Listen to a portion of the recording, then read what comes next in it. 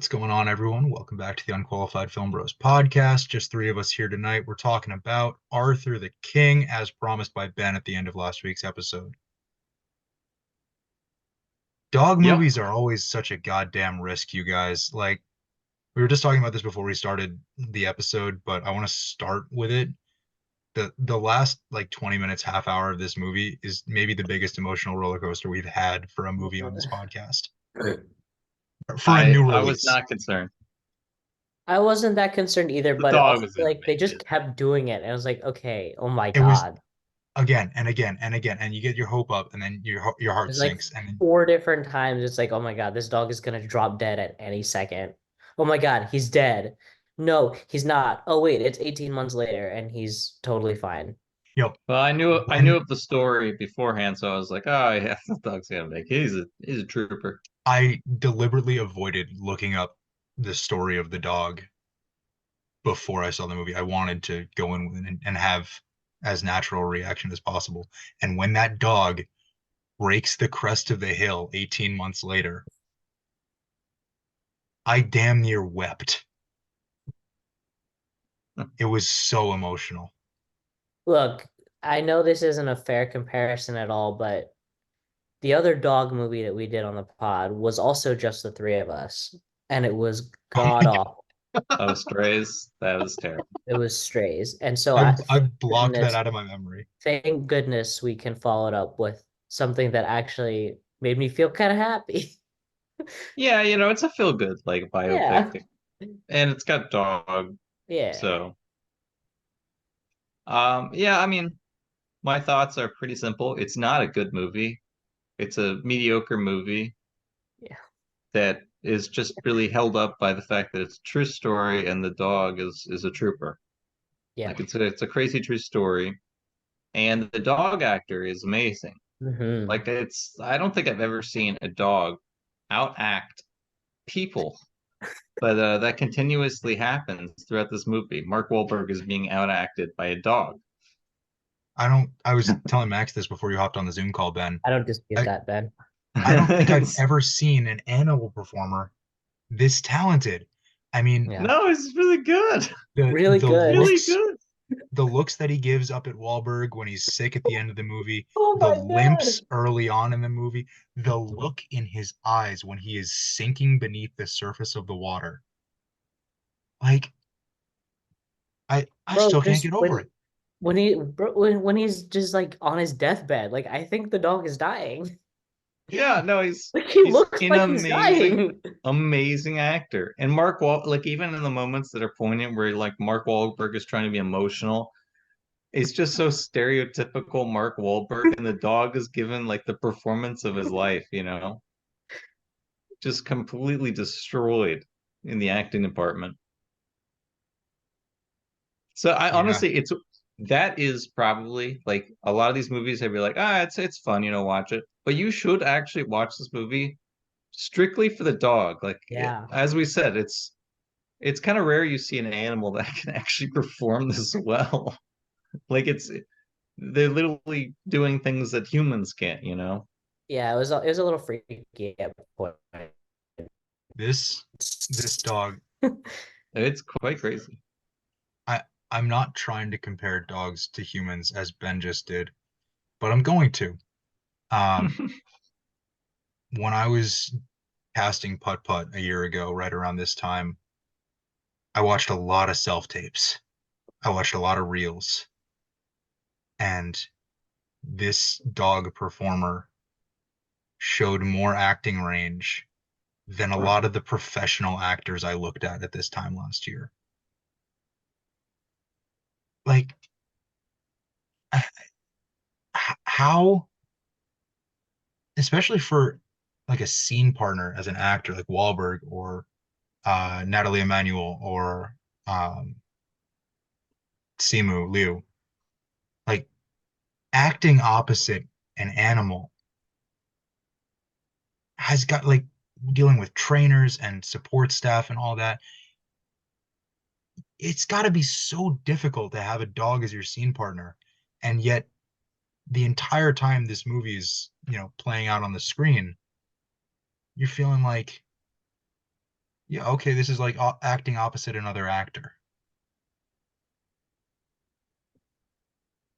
I mean, right? sure. He is. He's an Yeah. actor. Yeah.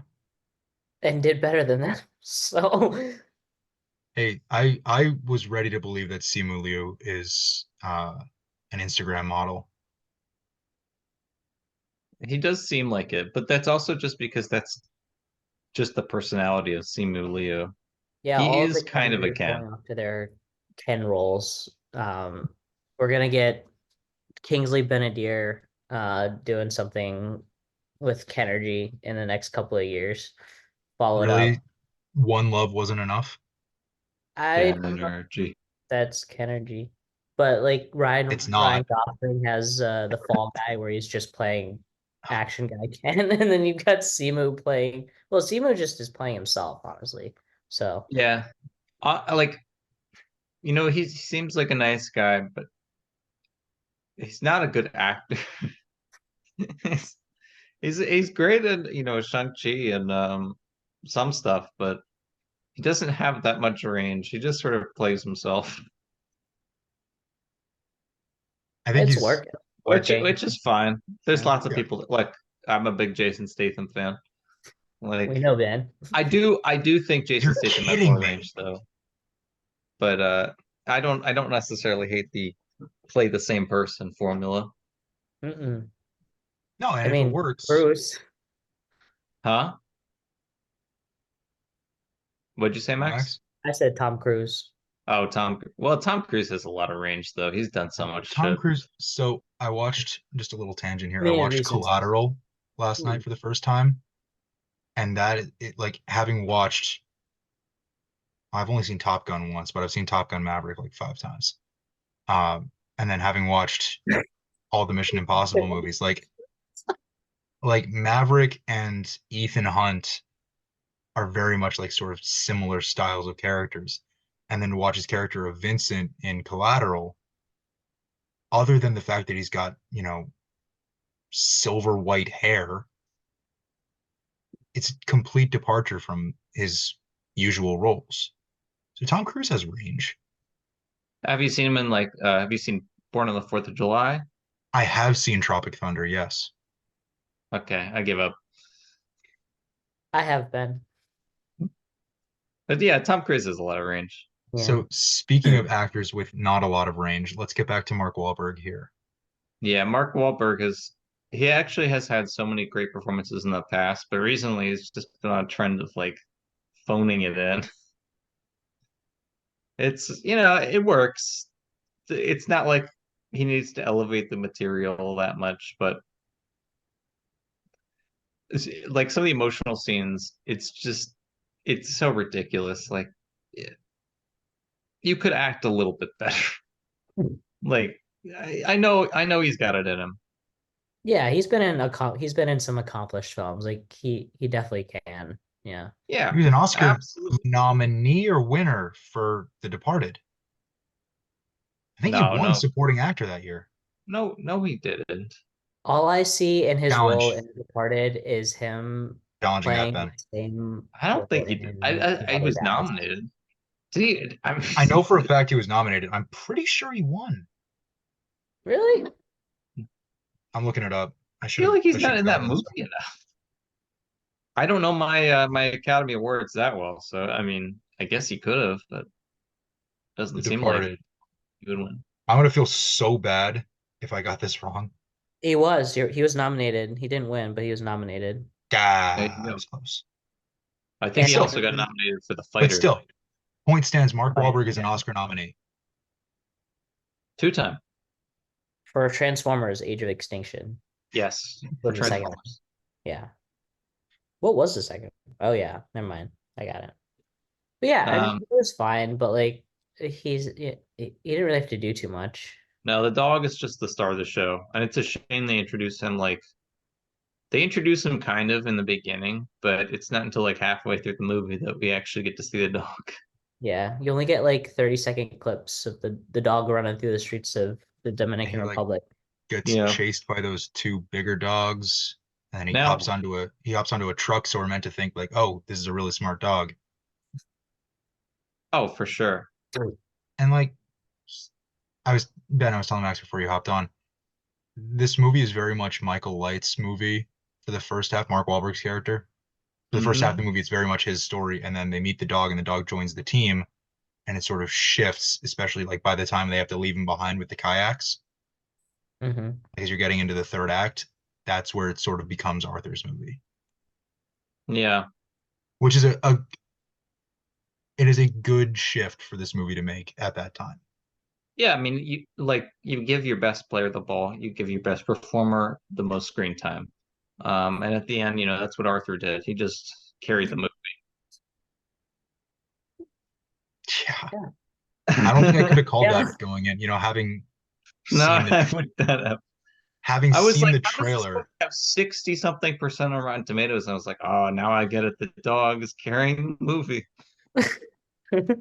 and I'm so glad that they used an actual dog performer and they didn't just Yeah. CGI a dog in there. If they did CGI, I would probably kill myself in the theater. I don't think we would have done this movie. Yeah. I don't think I Yeah. would have seen this movie. No. No, it would look terrible. I mean, dog performers are great. I love animal performers if you can, you treat them well and they are So good performers. one of my dogs, Rami, who I got about almost 4 years ago, was trained by one of the best animal like film and television and stage trainers in the Northeast. Like he's worked on Broadway, he's worked with film, uh, and he's a professional animal trainer. And my dog trained with him, and he was going to be on Broadway, but his fur color never fully went gray. They expected him to go gray, and he's really just gray around his paws, and then it's black the rest of him. And it would not have worked on stage. It would not have worked on camera. So they were like, well, why don't we put him up for adoption? And then we got him. Interesting. But that experience is sort of like I've read parts of his book, The Trainer, not my dog. He wrote a book about training animals for stage and television and film.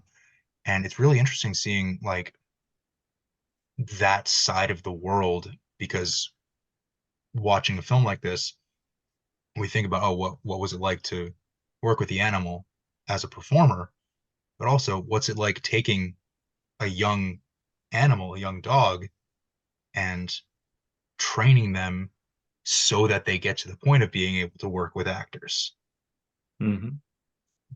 It's really interesting. I'll let you guys borrow the book sometime if you're interested. I'm sure I can find it online. Watch Nope, George.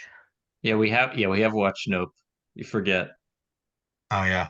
Learn all about the animal training business from Nope. Yeah, you learned all about it from Stephen Young's character. I understand. Bless Bless you. you.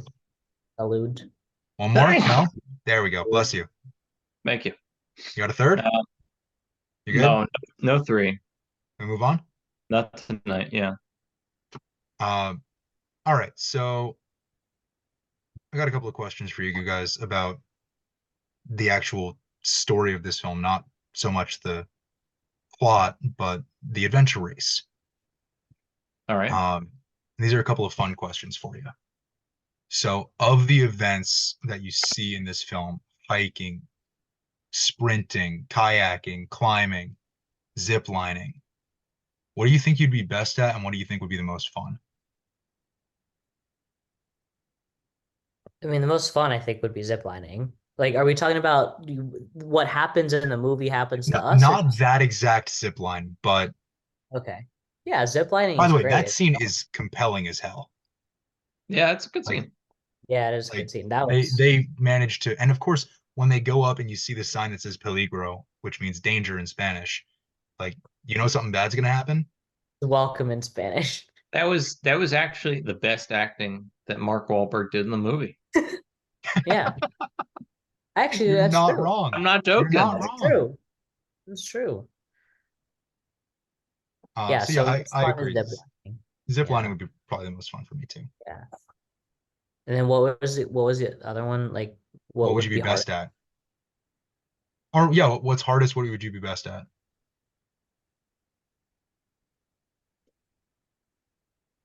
I feel like the climbing, Yeah, the climb Yeah. would be the hardest. especially if you got to do it with a bike on your back. Yeah. Yeah, they were All right, climbing with harnesses too, so it's free climbing. That's pretty freaky. yeah. All right, here's another one for you. You can pick 3 professional athletes to be on your adventure race team. Who do you pick? I George, Come on, they're all come on. gonna die. Have a little fun, Ben. Come on. Um, it I'm was gonna go with Alex Honnold, number one. Number one pick. He's my climber.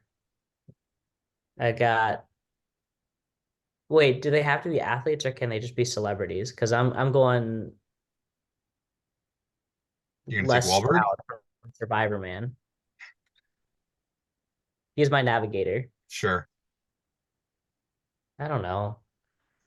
Um, Give me Shohei Ohtani in all 3 spots.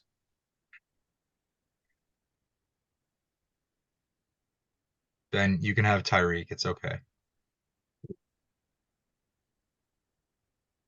He would die. uh, let me think.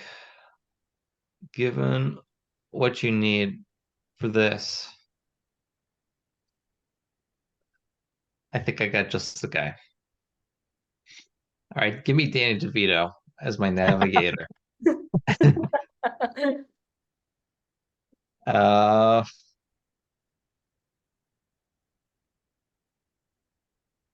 man, it's pretty tough. Give me The Rock as my climber, as you know, he's familiar with his own kind. Um, So kind. and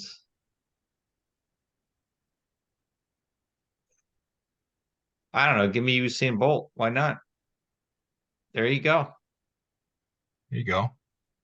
That's I'm a gonna go team. with, I'm gonna go with the Brownlee brothers, who are 2 Olympian level triathletes. Um, so that's 2, and then I don't know, pick someone random for the third. I don't care. George, I pick you. Guy Fieri. Sure, yeah, guy, yeah, maybe. I will take Guy Fieri as my navigator, Yeah, and then dives and dives or whatever it's called. He knows his way around a map. give me Michael Phelps and George Kittle. That's predictable, yeah. Tell me it's a bad team though. All right, moving on. So with this film, Arthur the King, Max, you did not see a trailer for this, correct? No, I didn't. I didn't know this Ben, movie existed. oh, I didn't know that. Did you Yeah, see a trailer I though, never got Ben? a trailer in the theaters or anything. No, if I saw I a trailer, I would know. I had oh, that's why you were so confused when I told you we were doing Arthur the King this week, and you were like, "What is that?" Yeah, I legitimately thought it was like a King Arthur movie or something that I just missed. I had no fucking clue what you're talking about. If it were a King Arthur movie, don't you think Declan would have been the one to suggest it? Probably true. Though maybe it could be a bad one. Though he probably still suggest it, but Come on, man, he's um not here to defend himself. So I got this trailer a bunch, um, just over the last 6 weeks or so. Going in sort of more blindly than I did, how do you think that impacted your viewing experience? Because like Ben, you knew the story, Max, you knew nothing about it. yeah, I generally Where knew are the you guys coming from story with this? and I watched the movie. And then I had to remember because I didn't think the guy was American. I just checked. And they made the Swedish man into a Boston man. And they also changed the location. It was Ecuador. It was Colombia. Hmm. Pretty sure I read that it was Ecuador. I thought it was Colombia. Hold on. I'm gonna challenge again. Challenge. Yeah, I'm going to challenge that what you're saying is wrong and what I'm saying is right. All right. Arthur the King, Hmm. based on the novel. Adventure Race in Ecuador. Uh, Never mind. All right, it's, it's the same thing. I mean, I Yeah, you couldn't. I mean, take I knew nothing about this, right? So like I But really don't know mainly, how it could have affected my viewing experience because I had no preconceived notion of what this might be. Like George, we it. were talking about this before when the Costa Rica thing showed up at the bottom or at the beginning of the film. It was like, am I in the right theater? Because I had no idea that it had anything to do with adventure racing. And so like being in Costa Rica was like the furthest thing from my mind. I thought they'd be in like Ohio and driving through the cornfields of the Midwest, like down through Iowa then and everything. And that would be it'd be like the Channing Tatum dog movie that came out like 2 years. Oh yeah, I yeah. enjoyed that one. Yeah, it was good. I saw the when I ordered tickets. You could just see the Wikipedia thing. So I was like, wow, wow, dog adventure race. So I got the general gist. I wasn't like shocked by what happened, but I was shocked upon learning that the Swedish man was replaced with a Boston man. I It's mean, just so funny. you gotta take certain liberties No, it to doesn't. It doesn't matter at all. get Mark Wahlberg to sign on. It doesn't matter at all. Though I wonder how Michael Light feels being replaced by a Boston man. There's nothing like him.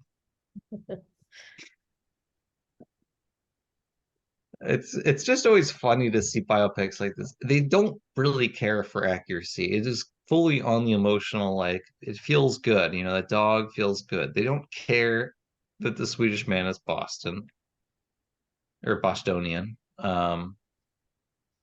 Yeah, it definitely like It doesn't it matter. It's solely for the actual story, participants. I wonder how they feel represented. it really leans into the whole dramatization of the story and sort of Hollywoodification of, we're gonna make this a narrative movie and just say it's based on the real events. Like Yeah. we're not taking Well, exact history that's and what putting it everyone on does. screen. And like Yeah, it's we just talked about this, 6 months ago with Gran Turismo. They took a lot of liberties in putting that movie on screen, adjusting the timeline and the sequence of events and who was where at what time.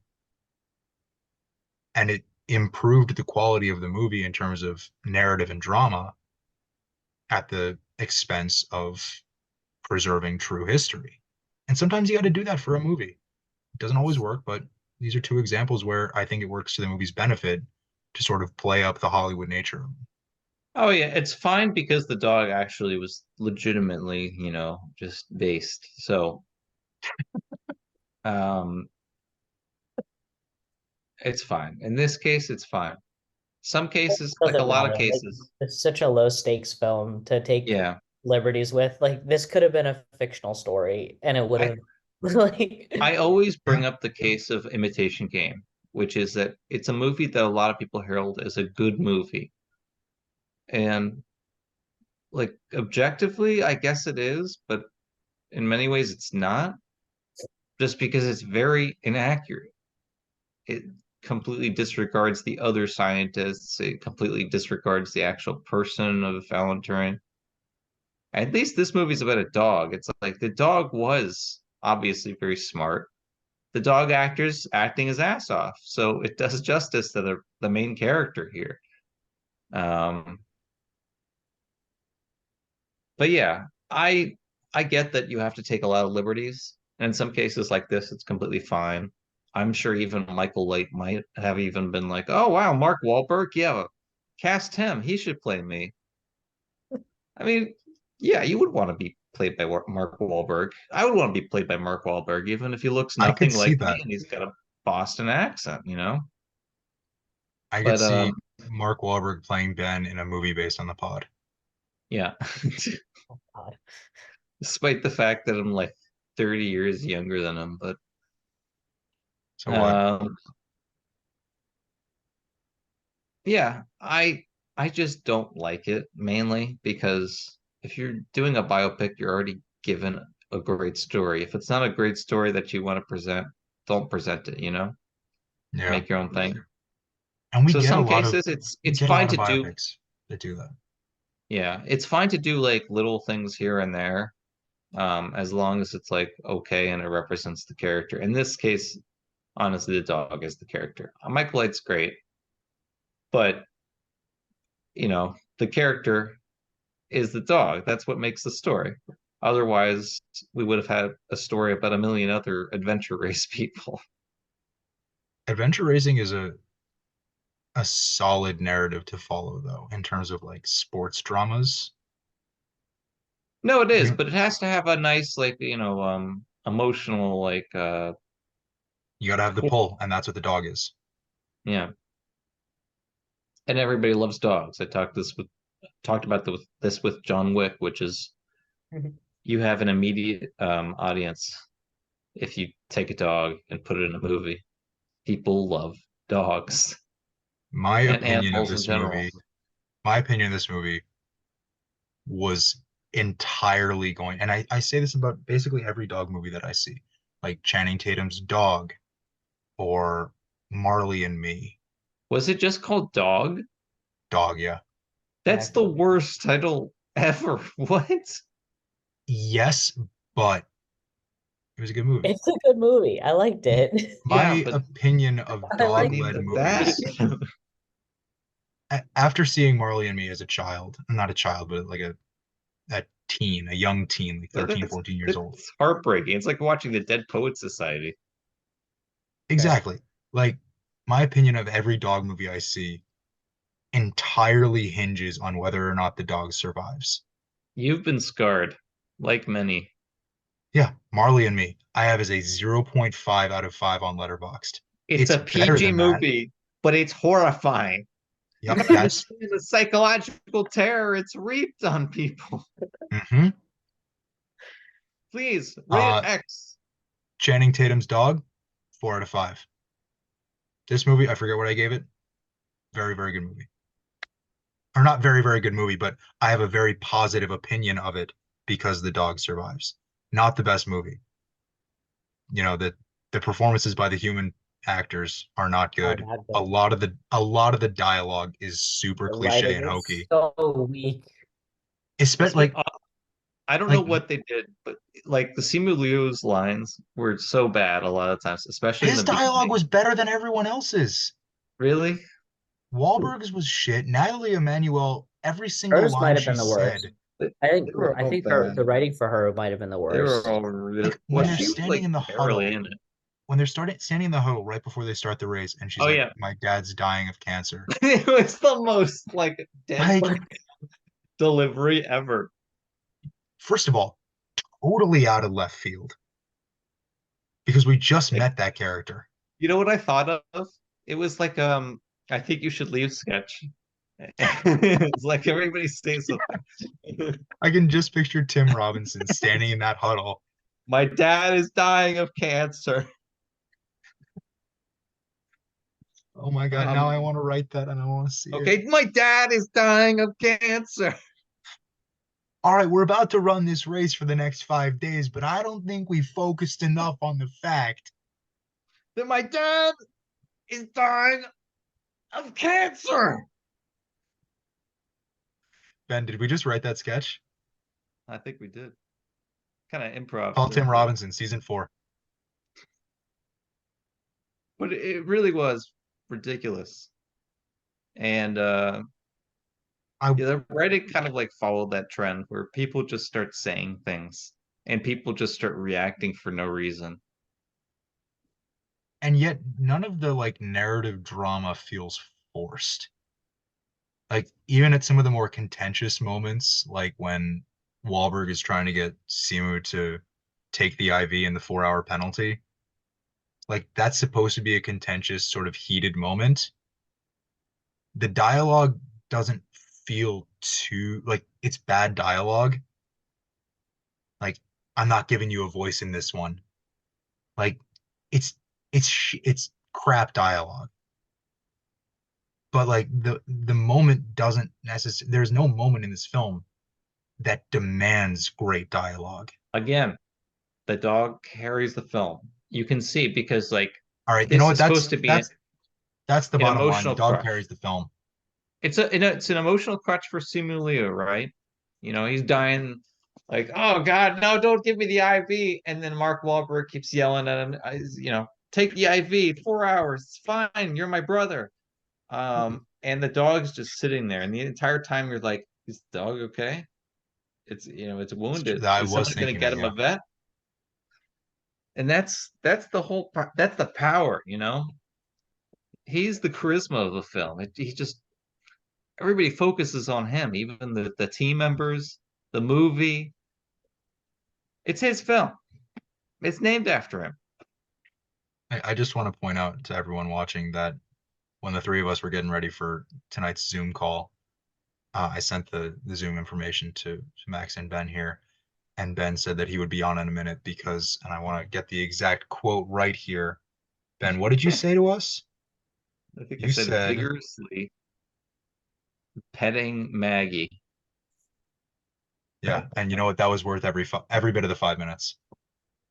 I got home from seeing this movie and I was with my dogs for the rest of the day. I still remember when I watched this was like years ago with my previous dog who lived to a ripe age of 16 and a half. She was an Good long angel. life. Um, but I watched the day after tomorrow. Is that the movie? The disaster one? Yeah. With Jake Gyllenhaal and No, Dennis Day Quaid? After Tomorrow is Tom Cruise living the same battle over and over again. No, No, that's the Tomorrow War. Tomorrow War is Chris Pratt. or the day before tomorrow, the day after tomorrow. I think it's the day after tomorrow. Anyway, What are these yeah, movies? global warming happens and then the Earth is fucked. Yeah, it gets frozen, right? Yeah, Yeah, but that's yeah. there's a homeless guy with a dog there, and everyone is dying, and that he's you know he's keeping the dog, and everyone's like, leave the dog, and he's like, no. And the dog survives at the end of the movie. And I remember going up and like hugging my dog. It was like, yeah, you know, dogs are great, man. Dogs are, yeah. Hug your pets, hug your dogs. Go out and adopt a dog or adopt them all. Dogs are the most loyal companions. They Mhm. will literally go 300 miles and follow you. Just Through the because you give them wilderness. a call. And I know that those guys said I'd walk 100 mile or 500 miles and I'd walk 500 more, but they wouldn't. Like that's a complete lie. The dog actually did. I don't think they did. So get a dog. The story of a Mhm. dog who walked through the jungle to find a home. Exactly. So you can take our endorsement of Arthur the King, go check it out, enjoy it, hug your dog. You know, this is certainly it's a movie, and I think we all liked it. So we will see you next week for someone just mentioned him, one of you two, Jake Gyllenhaal in Roadhouse. Roadhouse. We'll see you next week. Have a good night. Good night. Good night.